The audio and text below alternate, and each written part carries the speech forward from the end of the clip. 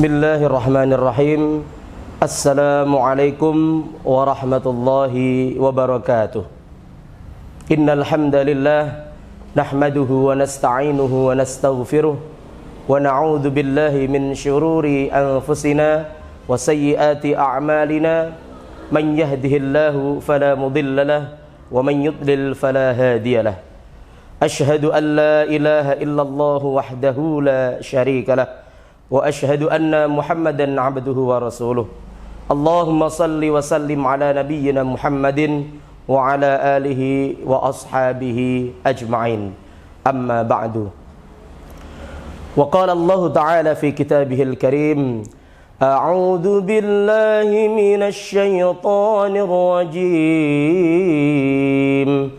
Bismillahirrahmanirrahim. يا أيها الذين آمنوا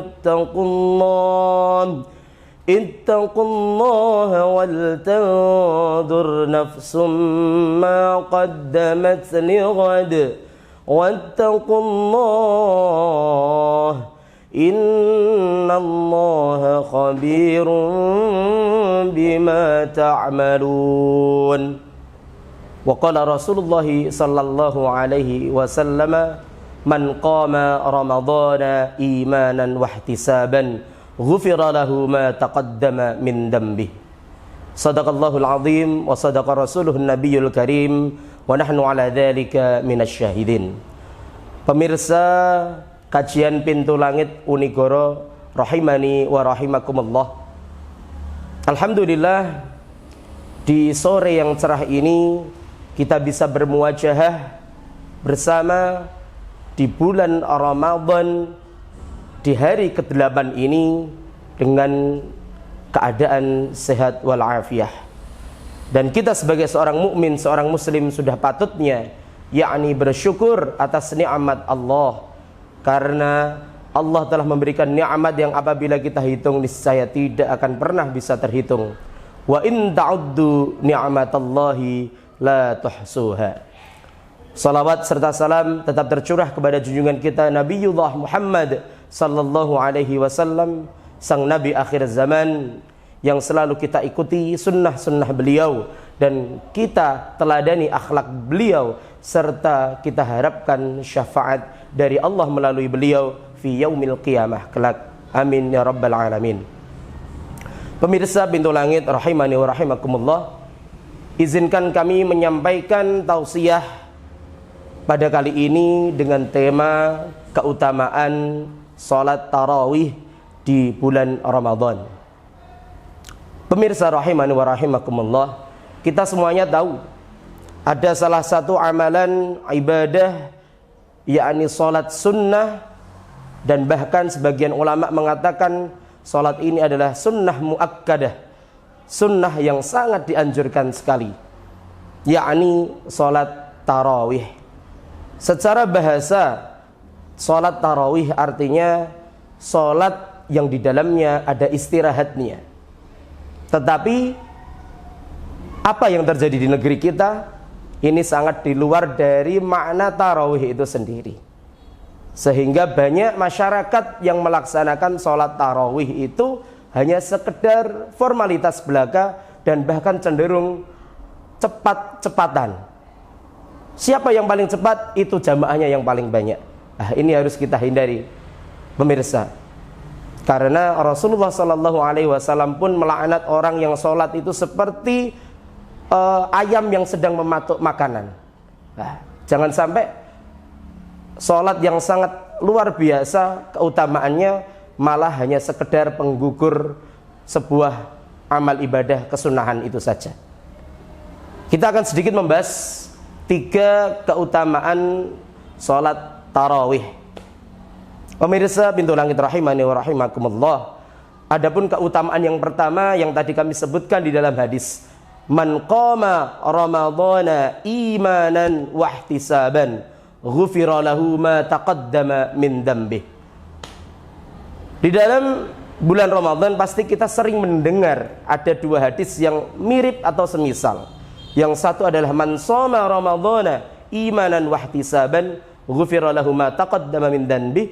Dan yang kedua adalah man qama ramadhana imanan wahtisaban ghufira lahu ma taqaddama min dhanbi. Karena memang dua hadis ini tidak bisa kita lepaskan. Ketika siang hari Allah memberikan keutamaan ketika man shoma, orang yang berpuasa, ghufira lahu ma taqaddama min dhanbi. Dia akan diampuni dosanya.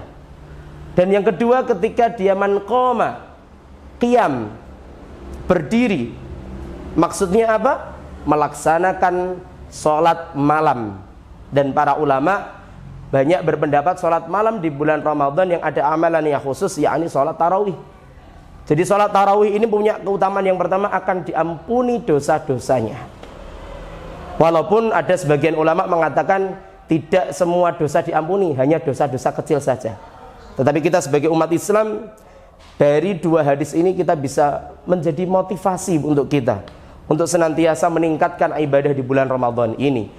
Walaupun memang dalam beribadah intinya dua, ikhlas dan ittiba'.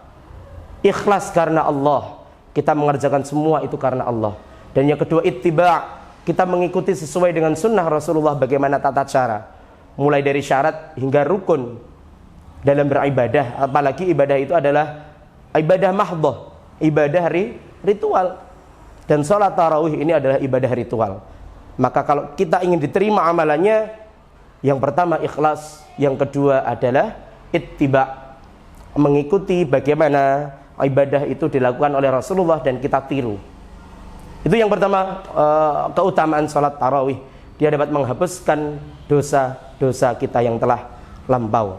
Adapun keutamaan yang kedua dari Abu Dzar, Nabi SAW pernah mengumpulkan keluarga dan para sahabatnya, lalu beliau bersabda, innahu man qama ma'al imami hatta yansarifa kutiba lahu qiyamu lailatan. Keutamaan yang kedua adalah ketika seseorang yang sholat bersama imam hingga ia selesai, maka ditulis baginya pahala qiyam, pahala sholat ketika malam hari hingga satu malam penuh. Masya Allah. Bagaimana coba kita bayangkan, kita sholat satu malam penuh.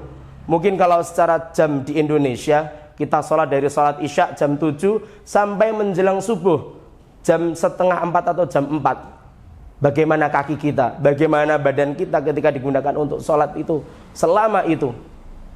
Tapi dengan sholat tarawih yang jumlah rakaatnya ada yang mengerjakan 8 ataupun 20, bahkan 30-an lebih juga ada, kita akan mendapatkan pahala. Kita qiyam, kita sholat semalam suntuk penuh. Jadi inilah keutamaan yang kedua. Dan adapun keutamaan yang ketiga, yang terakhir yang ingin saya sampaikan, bahwasanya ulama madhab Hambali mengatakan sholat sunnah yang paling utama, seutama-utamanya sholat sunnah adalah sholat sunnah yang dikerjakan dengan berjamaah. Dan kita tahu sendiri, sholat sunnah yang dikerjakan berjamaah salah satunya adalah sholat tarawih. Karena kata ulama Hambali ini mengatakan bahwasanya ketika sholat sunnah itu dikerjakan berjamaah, berarti dia seperti halnya mirip dengan sholat fardu, sehingga mempunyai keutamaan yang luar biasa. Dan sholat tarawih adalah salah satu sholat sunnah yang dikerjakan dengan berjamaah. Pemirsa Pintu Langit rahimani wa rahimakumullah, marilah di bulan Ramadan ini kita terus meningkatkan ibadah kita. Ibadah mahdhah yang secara ritual ataupun ibadah ghairu mahdhah, ibadah secara sosial. Jangan sampai kita menjadi orang yang sholat tapi malah celaka. Disebutkan oleh Allah di dalam surah Al-Ma'un, fawailul lil musallin, maka celakalah orang-orang yang sholat tapi celaka. Kenapa?